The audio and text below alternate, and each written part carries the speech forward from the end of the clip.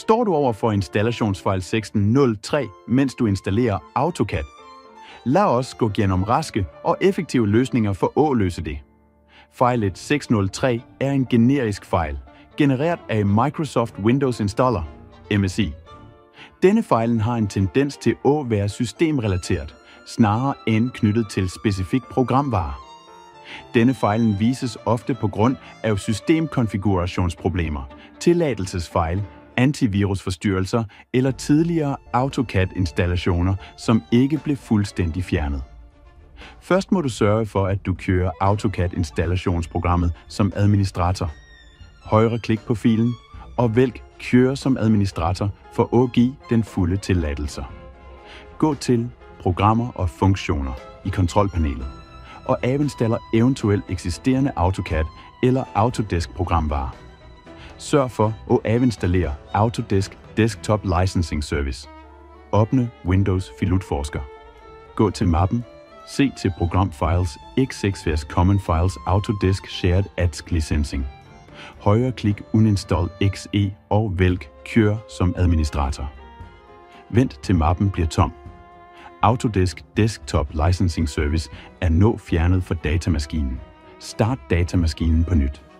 Antivirusprogrammet Dit blokerer kan ske installationen. Deaktiver den midlertidigt, men husk at slå den på igen efter at installationen er fuldført. Sørg for, at du har nok diskplads til AutoCAD og eventuelle nødvendige midlertidige filer. Tjek, at det er nok plads på ROT-stationen til maskinen. Mærk: selvom opsættet kan installeres på en anden station, kræves det, at ROT-stationen har dobbelt så stor plads som installationsfilene. Stationen, der Windows-operativsystemet er installeret på.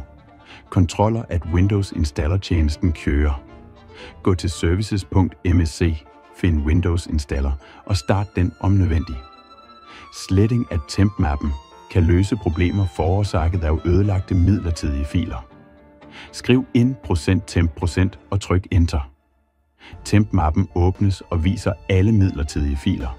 Vælg alle filene, Ctrl A, og slet dem for at frigøre plads. Last ned Autodesks afinstalleringsværktøj for at fjerne eventuelle genværende Autodesk-filer, noget som kan bidrage til at sikre en ren installation. Prøv at bruge Microsoft Fixit-værktøjet. Tjek installationslogfilen i temp-mappen din for at identificere specifikke problemer, som blokerer installationen.